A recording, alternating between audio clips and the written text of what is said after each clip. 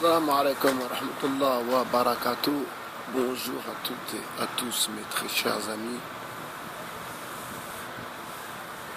Un dimanche paisible, un dimanche calme, ce qui ne nous empêche pas de revenir bien sûr sur l'actualité. Ma foi, le mot actualité n'est peut-être pas le mot adéquat, mais vu les commentaires que j'ai eus sous cette vidéo, eh bien, je comprends un peu mieux la raison du pourquoi il n'y aura jamais une entente éventuelle, peut-être éventuellement une entente, là, si bien sûr nous nous mettons tous d'accord et que nous avançons dans la même direction. Malheureusement, la dernière preuve qui prouve de par cette situation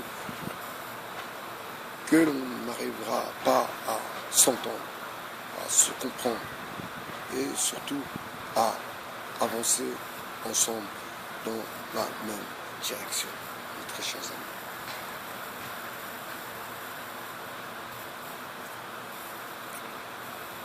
Le temps est à la remise en question, en espérant que cette année soit meilleure que l'année précédente et ne pas oublier que le but c'est d'offrir à nos enfants ce que nos parents n'ont pu nous offrir. Alors vous allez me dire que peut-être c'est une vision un peu simpliste, mais c'est simplement une réalité. Avant, il n'y avait pas d'RSA, il n'y avait pas de RNI. D'accord ? Avant, il n'y avait pas de sécurité sociale.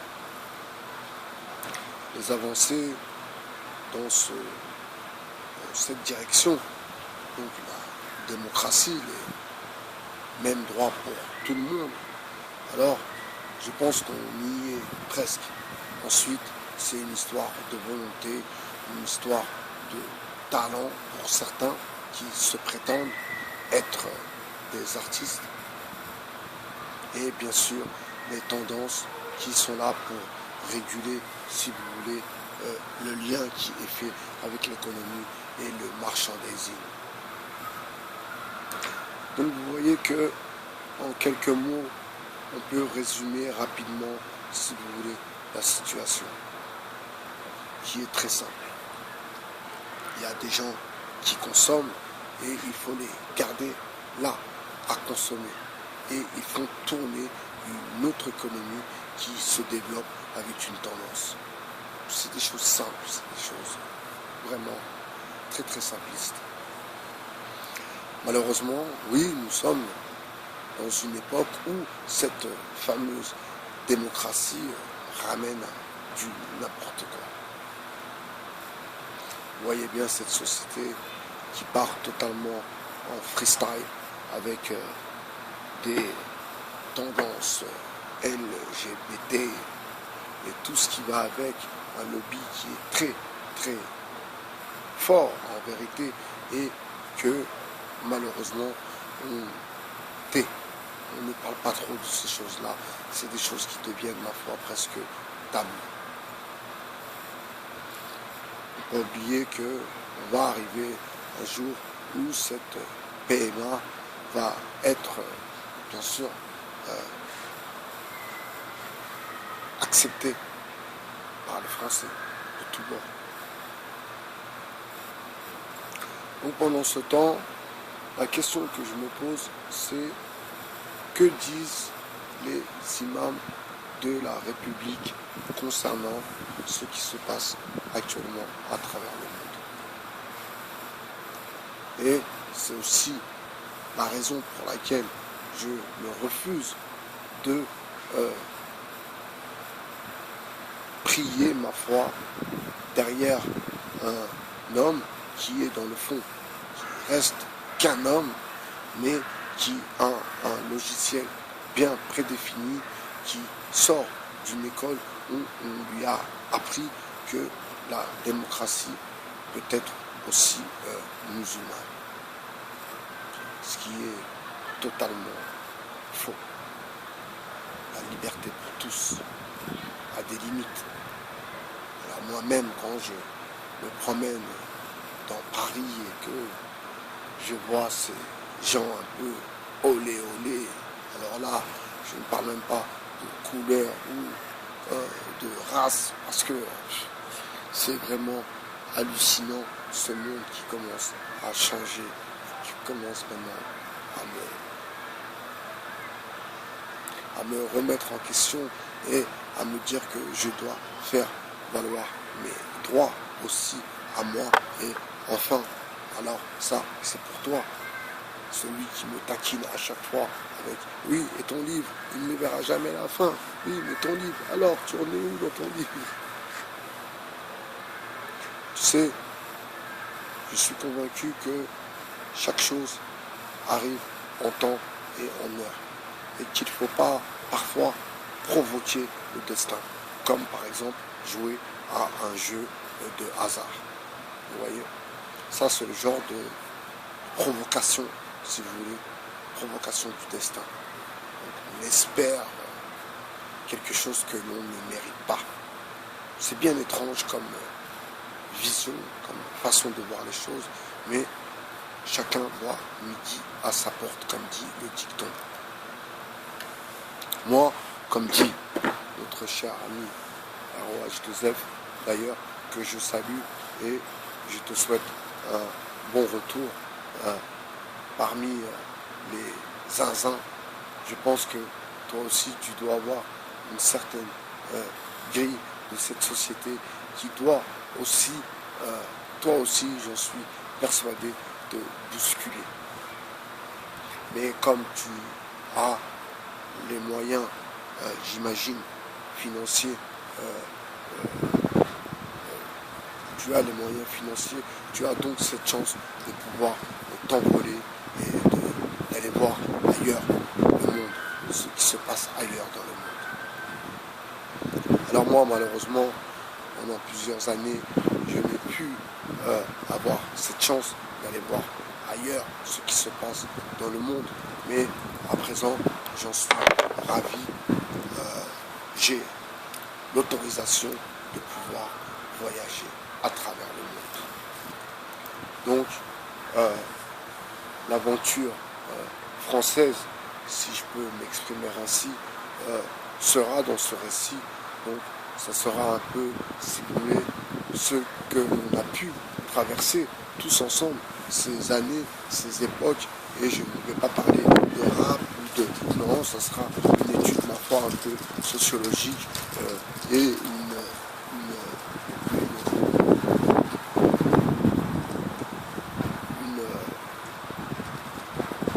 une façon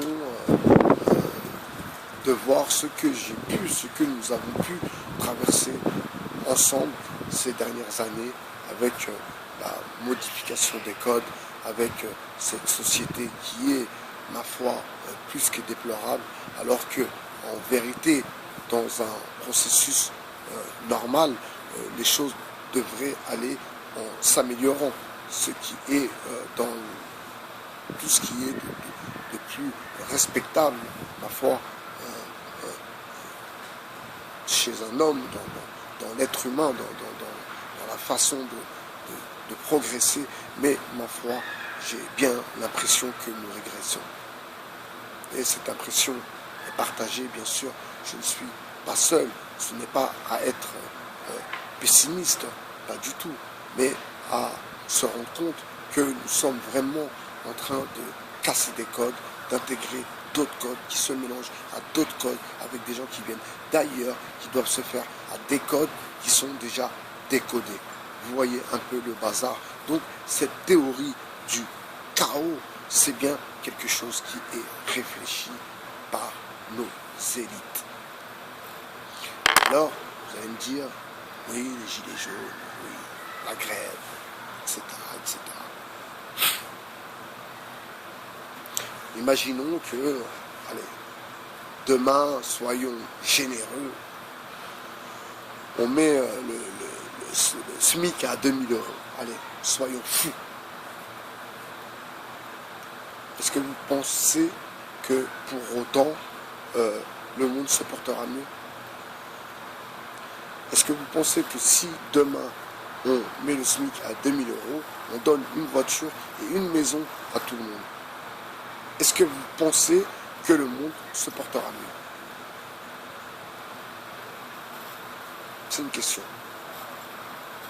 Deuxième question, c'était pour revenir sur M. Muammar Kadhafi, qu'il repose en paix, et comment il gérait son pays. Donc tous les Libyens possédaient une maison, une voiture. Hein. Il y avait des pauvres, j'imagine, je ne suis pas allé, même si je connais certaines personnes qui y sont allées, mais il y avait des pauvres, il y a des pauvres, mais c'est leur manière de vivre. Donc un peu tribal, un peu, comment dire, un peu, voilà, c'est des gens du désert, des bédouins, donc voilà, c'est dans leur façon d'être, de quémander, de demander, voilà, c'est quelque chose qui est, et c'est pas pour autant que ce sont des misérables. C'est ça la différence du logiciel qu'on a, nous, ici, en Europe, et le logiciel que les autres ont en Afrique. Et qu'est-ce que la misère? Est-ce que moi, est-ce que toi, si demain tu es à l'aise, est-ce que tu serais bien de voir ton voisin qui n'est pas bien? Voilà. Voilà, c'est pour résumer un peu ce que représente, vous voyez, pourquoi la bobostance a infiltré les quartiers populaires et a fait grimper les prix et a fait développer, si vous voulez, un autre marché, hein, l'ubérisation de la société. La bobostance y est pour quelque chose. Eh oui, mes amis. Moi, je n'ai pas l'habitude et je n'aurai pas cette habitude d'ailleurs de commander un truc sur une application. Ça ne me viendra même pas à l'esprit. Ça ne me traverserait même pas l'esprit. D'ailleurs, pour vous faire une confidence, vous savez, comme je me suis rendu en Belgique, donc pendant 2 jours, j'ai mangé voilà, dans des restaurants rapides, hein, type grec. Hein. Mais bon, j'aime pas les Grecs, j'aime pas ça. Peut-être que j'en ai trop mangé, mais voilà, je ne peux pas manger la nourriture de dehors. Non. Je fais à manger, je prépare, je sais cuisiner. Voilà quoi, je préfère manger ce que je fais à manger. Ma foi, la question c'est oui. Qu'est-ce que être heureux, le bonheur? Alors l'histoire des gilets jaunes, vous voyez, c'est que les gros patrons bientôt vont ne plus pouvoir faire d'évasion fiscale. Donc ils tapent sur la table pour dire à leurs acteurs de crise, allez leur dire que nous, on ne veut pas payer plus d'impôts. Et puis les gilets jaunes descendent dans la rue avec les syndicats, etc. Donc nous sommes dans l'ingénierie sociale, mes amis. Ce n'est pas une grève. C'est pas une grève.